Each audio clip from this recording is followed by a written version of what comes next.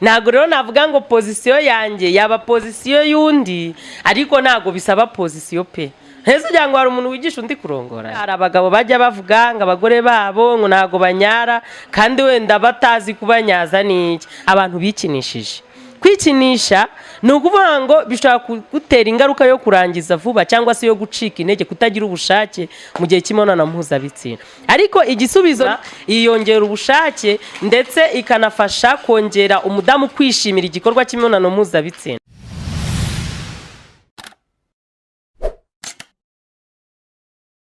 Turabakiriye bakunzi ba Olenga TV, ikaze kuri Olenga TV. Nkuko bisanzwe musanzwe muzi ko tugenda tubagerera ahantu hagiye hatandukanye, tubashikomeza kubashishikariza ko mwakora subscribe ku batarakora subscribe kugira ngo mujye mubasha gukurikirana ibiganiro tubagezaho umunsi ku munsi.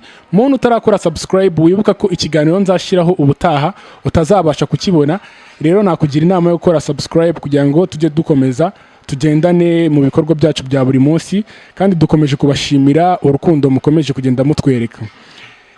Mu minsi yashize mwagiye mutubwira ati dukeneye mutugarurire umuganga, niko navuga, w'inzobere mu buzima bwa muntu, bamwita Asia.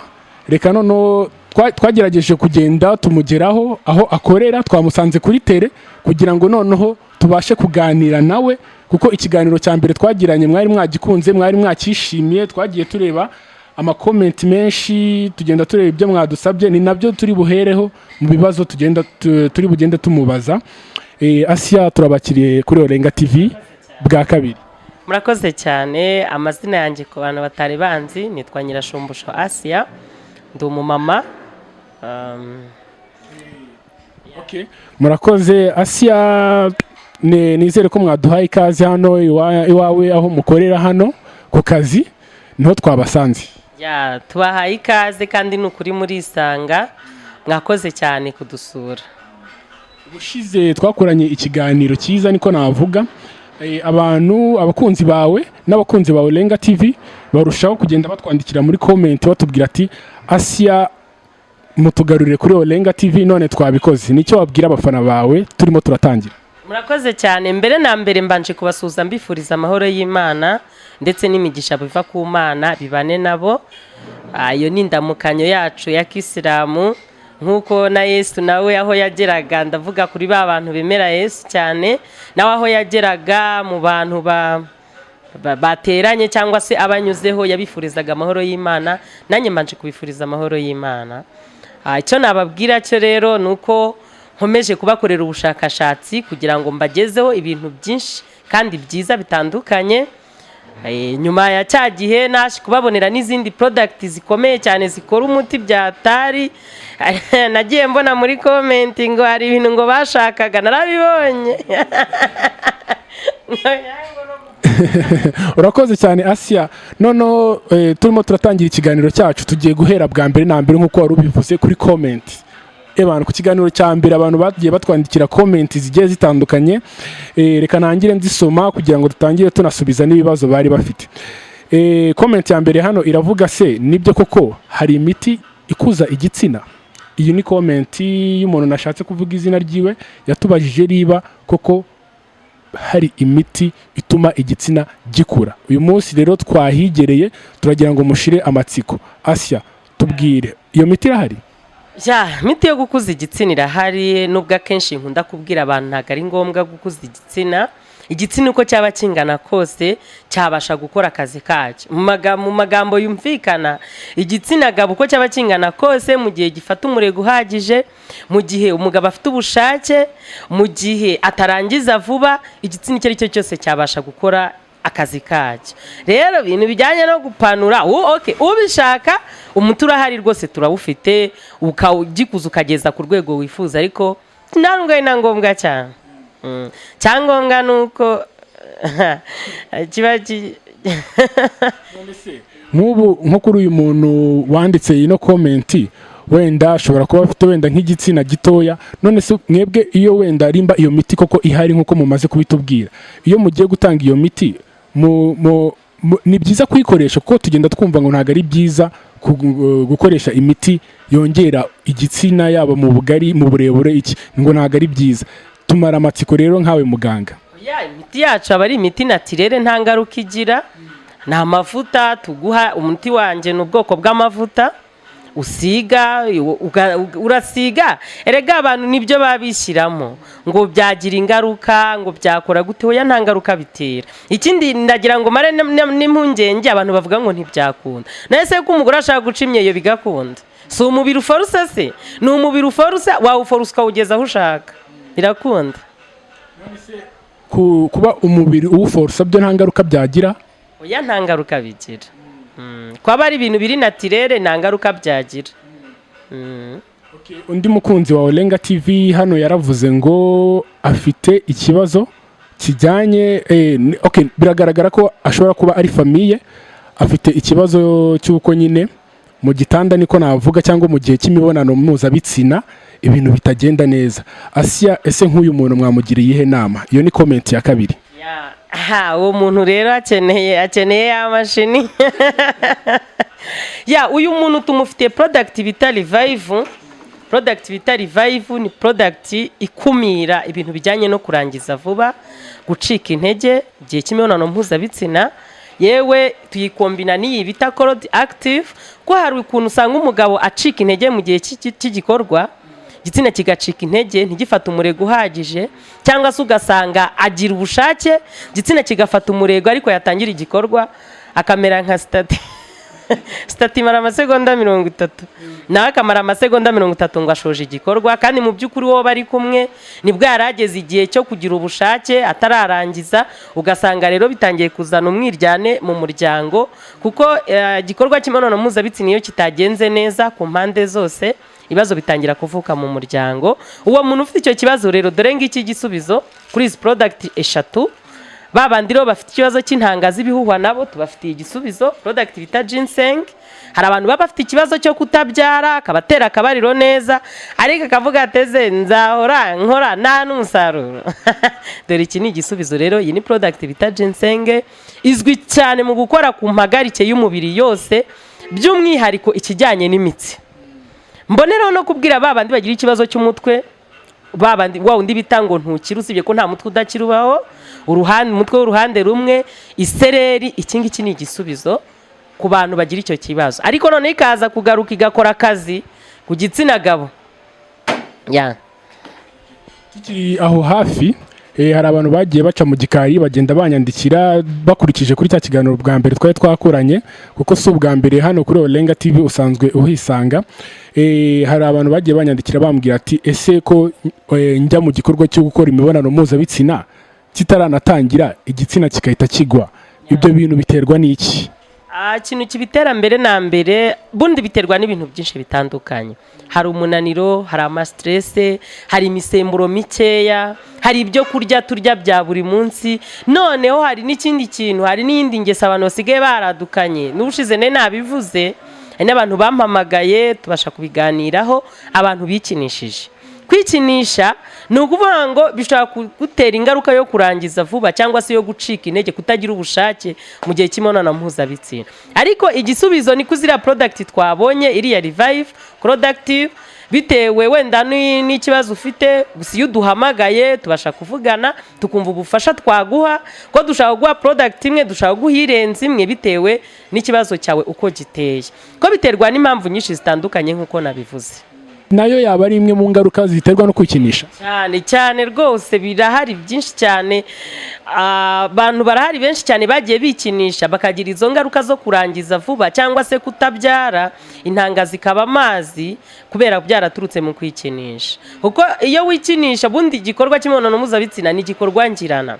Iyo uri kwikinisha rero ni igikorwa uri kwikoresha wenyine, bivuga ngo ukoresha imbaraga nyinshi cyane pare raporo y'uko wari kugikorana n'undi muntu. Niyo mpamvu rero bikugiraho ingaruka nyinshi zitandukanye, sibye n'izo zo kurangiza vuba. Bishaka kugutera ingaruka zo kurwaragurika umugongo, kugira isereri, kwibagirwa, kujya utakaza ubwenge rimwe na rimwe byaraturutse mu kwikinisha. Iyo ubukoze igihe kirekire rwose bikugiraho ingaruka nyinshi zitandukanye.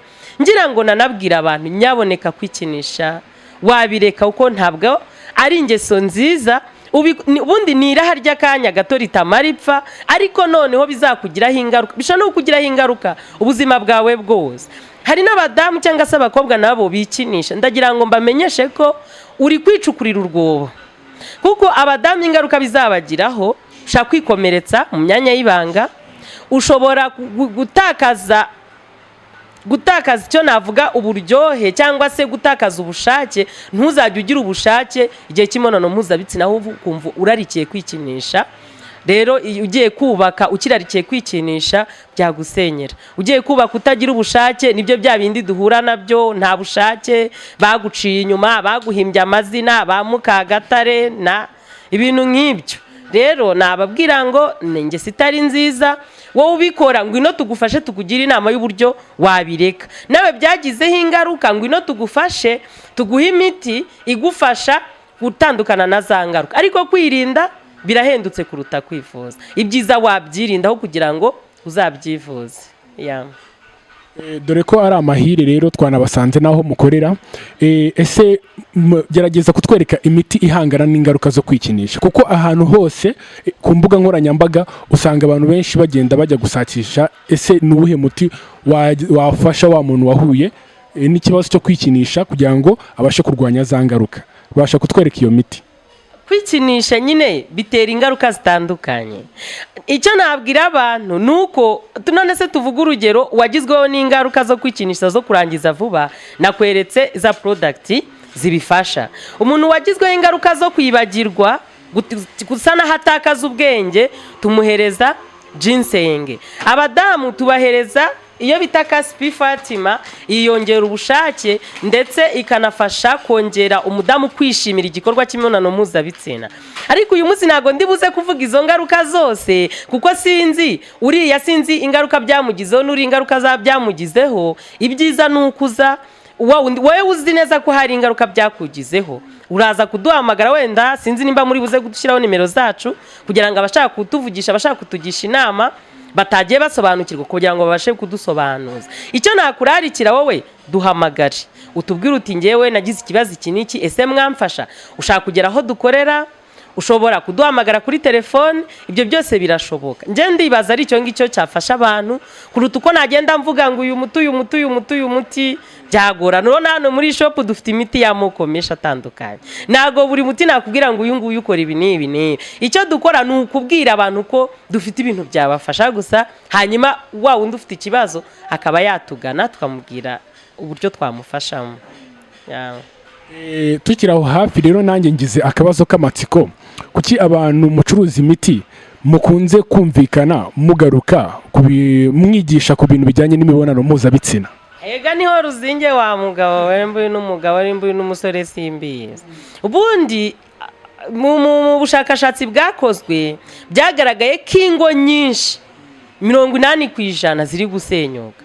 Ikiri kuzisenya rero ni ibintu bitatu. Ubundi ikintu cya mbere, kutagenda neza kw'amabanga yo mu buriri, ubwo ndavuga imibonano mpuzabitsina ku bashakanye.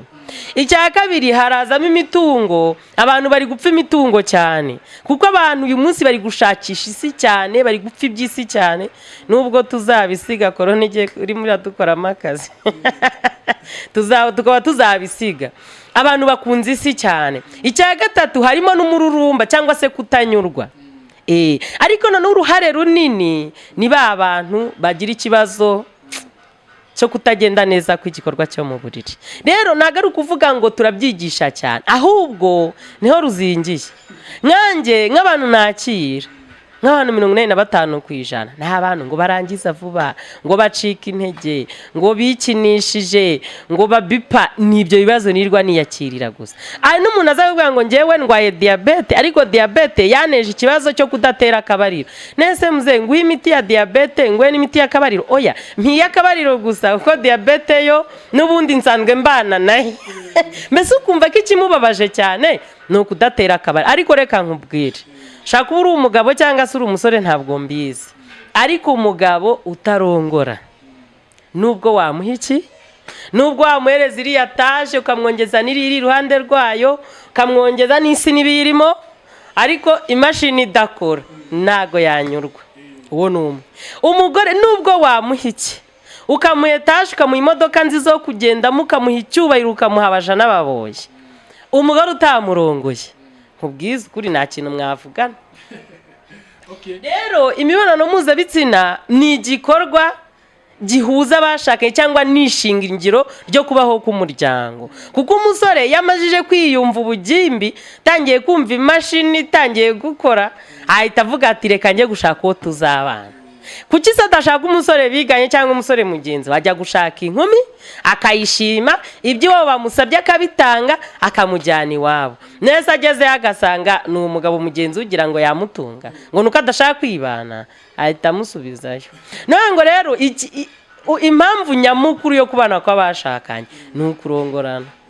Ubwo rero n'umukobwa nawe wavuye iwabo aje gushaka umugabo yaje agasanga ni wa wundi nyine ni umugabo wo ku gasozi ntago ari umugabo wo ku buriri, usanga nyine nawe yahise avuga ati ntago byavamo. Ni wahandi haza gucana inyuma. Ubu none wasigaje ngo sosiyete ngo z'abapfubuzi ngo nabunganizi simbizi agatangira gusahura umutungo w'urugo ajya gushaka abo bantu. Ariko mu magambo make ya ntago ari ukuvuga ngo twibanda ngo mu bijyanye no kurongorana, ahubwo uyu munsi nibyo biyoboye isi. Nese n'umuntu muvuganye wese kakwisabira ngo nshaka umuti wo kurongora, wa muntu uragira ngo tubigenze gute? Reka tubahe abafite icyo kibazo tukibaye bagikemure, nirongora abagore banyu mwashatse none mbigenze nte? Umuntu wese kumuha icyo akeneye. Ubwo mu magambo makeya ni ukuvuga ko nyine nicyo kibazo kiba kiri mu bantu, niyo mpamvu namwe mubigarukaho buri gihe. Tuhora tubigarukaho kuko nyine icyo kibazo kirahari, ariko burya n'umukobwa wabuze umuranga yaheze mwanyina. Nese tutababwiye ko icyo gisubizo gihari abafite ibyo bibazo babigenza gute? Niyo mpamvu dukwiriye kubabwira ko tubafitiye igisubizo, gusa nuko nyine namwe ari byo wagira ngo mwiyumvira gusa. Ubu se sinababwiye ko ibibazo byose tubivura, sinababwiye ko abantu bafite ikibazo cy'imitsi tubafasha, abantu bafite za diabete, abantu bafite imivuduko y'amaraso, abantu bafite indwara zitandukanye. Ariko nyine nawe niryo uhita utera mu gutwi ahubwo wagira ngo nawe icyo kibazo uragifite. Ubundi ubwo wowe ntiwasanga nawe ubipa. Oya genda umuntu w'umugabo ntabwo mbipa. Abatabipa bo ni abagore, naho ni abagabo ahubwo byaranze. Noneho tugaruke ku jambo bakunze gukoresha cyane akamashini. Njya no kukumenya wamenyekanye kuri iyo product yitwa akamashini. Ubundi akamashini gakora gute? Ubundi nago na product yitwa akamashini mfite. Njye mfite product yitwa Revive. Iyi Revive rero niyo yavuyeho ijambo akamashini. Kuntu byagenze hari umunyamakuru nkunda gupostinga ibyo nkora kugira ngo abantu babimenye. Ni bya bindi nyine ngo umukobwa wabuze umuranga yaheze mwanyina ntamenyekanishije ibyo mfite naga abantu bamenya ko mbifite. Iyi product bita Revive ni product ifasha abagabo bagira ikibazo cyo kurangiza vuba no gucika intege nkuko twabivuze. Noneho naje kuyipostinga nawe ngo Revive igisubizo ku bagabo. Umuntu ahita ashyiraho comment ngumva ngo Revive ni imashini ndakurahiye. Ubwo mpita mfata ka screenshot ngashyira kuri stat. Umunyamakuru mwakabonye duhuye mu nzira nigendera ati ngwino hano, ati nabonye upostinga ngo usiga ufite imashini y'abagabo, ati bimeze bite? Ndambwira ati nta mashini mfite, ati kandi ari ngiyi post yawe wa postinze igihe iki niki. Ubu nuko imashini yabaye imashini cye nta mashini mfite. Nuko Revive bayise imashini na gasirino kako ni product ibikora pe ibikemura rwose. Wa wundi wahorana gipfunwe wahorana gasuzuguro avuga ati nubundi ntacyo umaze, mu byukuri ni product ukoresha ukisubiza icyubahiro. Ubwo rero na gasirino bayihaye naga ari ngewe. Abantu rero mwahoraga mwibaza aho akamashini kavuye, mwabyumvishe ko kavuye ku bantu bagakoresheje.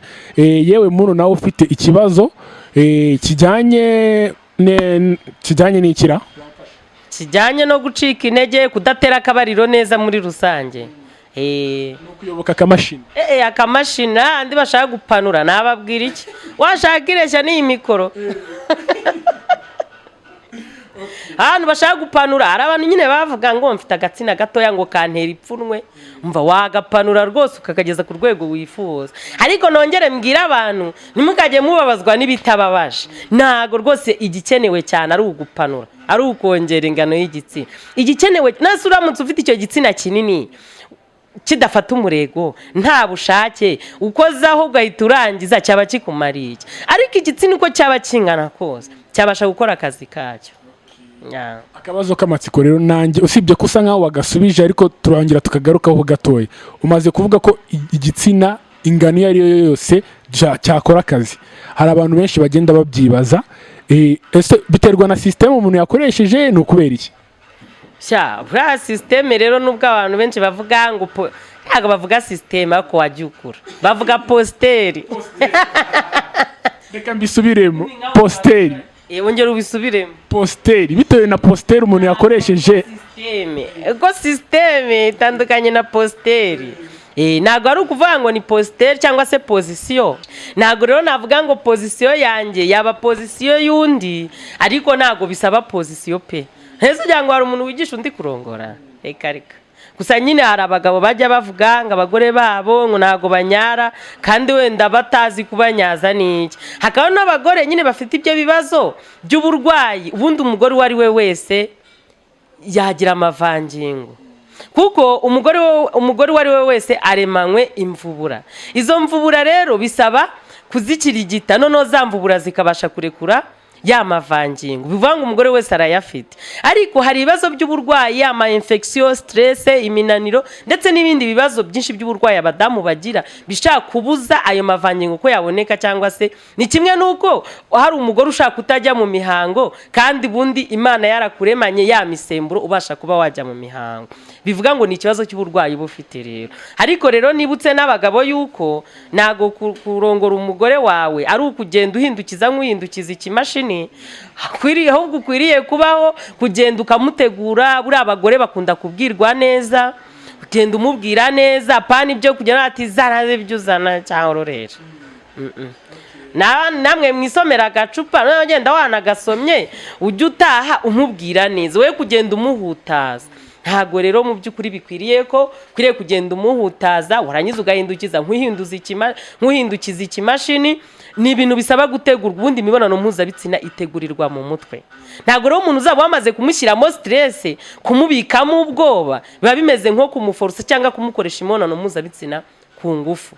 Nawe bijyanye na position rero zo kurongora no kurongorana, buri wese arabyimenyera. Nkubeshya nazagira umuzaga kubeshya ngo gira urya ngo caha ngo nyura reka. Abakorana imibonano mpuzabitsina ari babiri bo ubwabo barabyimenyera. Niyo kuko je position yamfasha ntago ariyo yagufasha, siyo yafasha n'undi mu. Niyo mpamvu rero abagiye kubikorana bo ubwabo barabyimenyera. Gusa icyo nabwira abantu nuko igitsina uko cyaba kingana kose gifata umurego uhagije, utarangiza vuba cyabasha gushimisha umugore. Ahubwo wowe ntago uzi ibibazo wakabaye umbaza nukumbaza ubusa gusa. Ahubwo wowe wakabaye umbaza tese umenera ibanga. Dore kabazo wakabaye umbaza niyihe mpamvu wamye utsindagira yuko igitsina uko cyaba kingana kose cyakora akazi kayo. Uburiye kuryoherwa k'umugore ntago bisaba ngo urenze muri santimetero 3.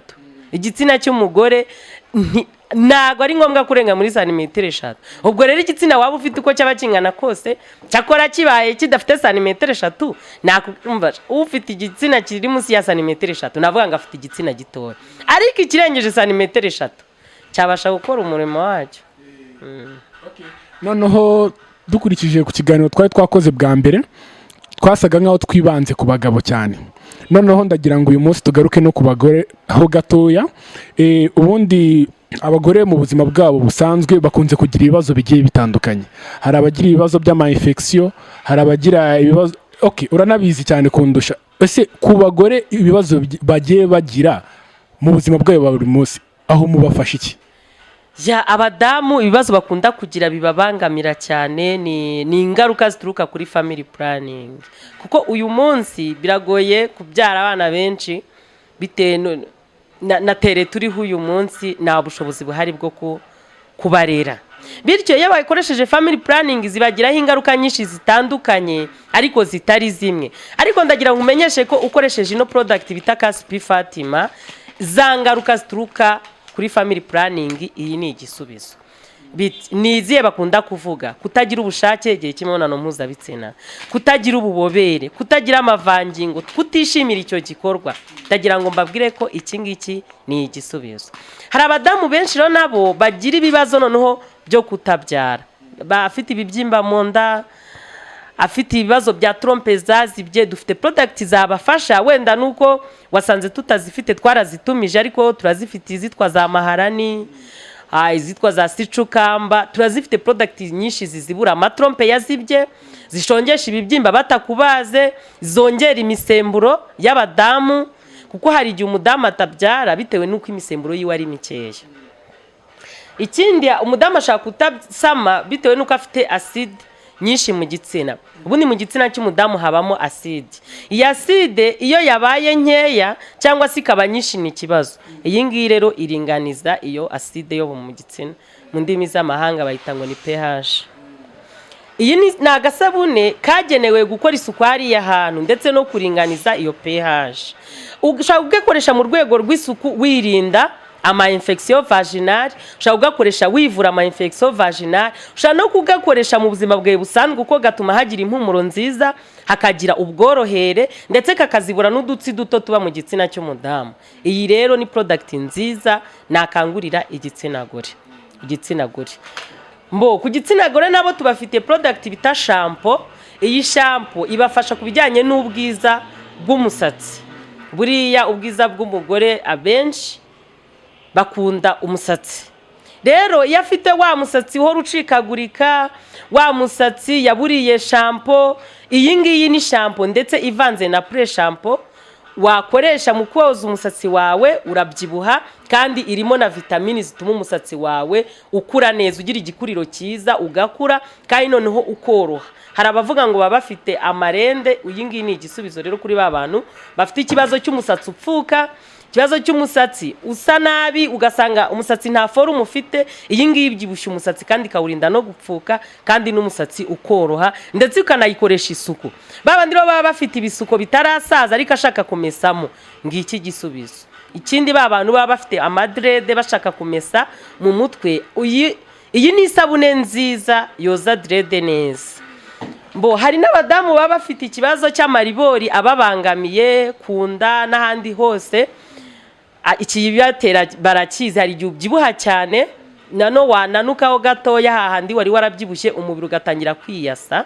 Iki ni igisubizo rero, ni amavuta meza yongera gusubiranya uruhu agatuma za serire z'uruhu zongera kwirema, ahari amaribori agasibangana. Nyaboneka rero wa wundi hari umuntu ukunda kwiyambarira kamini ariko nko mu ntege wagira ngo baramutemaguye.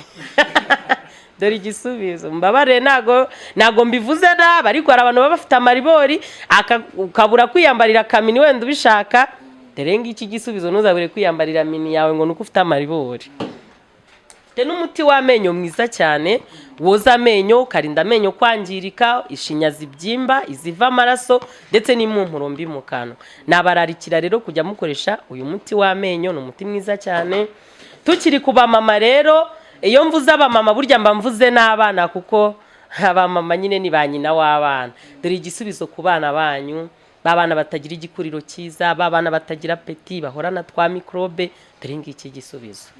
Babandi rero ngo baba bari mu mikurire mibi sasa, ndavuga abandi baba bari mu muhondo cyangwa se utinya ko bazagera mu muhondo. Ngaya amata meza ku bana, amata y'ihene. Nyaboneka ntimuvuge ngo se ngono nasi yatuzaniye amahene. Aya ni amata meza wahereza umwana wawe akamutera igikuriro cyiza, ntarwaragurika, akamwongera ubudahangarwa bw'umubiri. Ese mwari muzi ko amata y'ihene ari amata ya kabiri ku mashereka? Ese mwari muzi ko amata ya soya ariyo mata ya gatatu? Ahabanza amashereka, hagakurikiraho amahenehene, hagakurikiraho aya soya, hakaza kuzaho n'ay'inka. Ariko ibi byose mba mbibabwira kugira ngo mumenye ko tubifite, ntimuzarinde kujya kubishakira mu mahanga, kuko natwe hano iwacu birahari. Tukiri ku badamu, hari n'abadamu batwita bakagira ibibazo byo guhurwa, guhorana isesemi, kugira ibibazo byo kwivumbagatanya kw'imisemburo. Ngiki gisubizo. Waburuka, waba ugira isesemi, waba hari ibyo kurya bimwe na bimwe utagishaka kubera ko watwise, iki ni igisubizo. Ikindi iyi ngiyi yongera n'amaraso kuba mama batwite. Ndumva rero product dufite hano ni nyinshi, ntago twazibabwira zose, ntago twazibereka zose, ariko ngira ngo muri kuzibona. Noneho babantu bagira ibibazo bya mibe, tubafite ibinini bikozwe muri tungurusumu byica mibe bikamena n'igikono zihishamo. Babantu barya ibyo kurya bakabyimba inda, babantu ugasanga nk'umuntu w'umupapa arahora aciragura nk'umuntu utwite kubera iki amibe. Nanabibutse ko amibe nayo ishobora kuba intandaro yo gutuma imashini idakora. Ndagira ngo mbabwiye ko abantu bafite ibibazo bya amibe nyaboneka umabagare nkugezeho igisubizo kuri amibe, kuko amibe ni indwara mbi.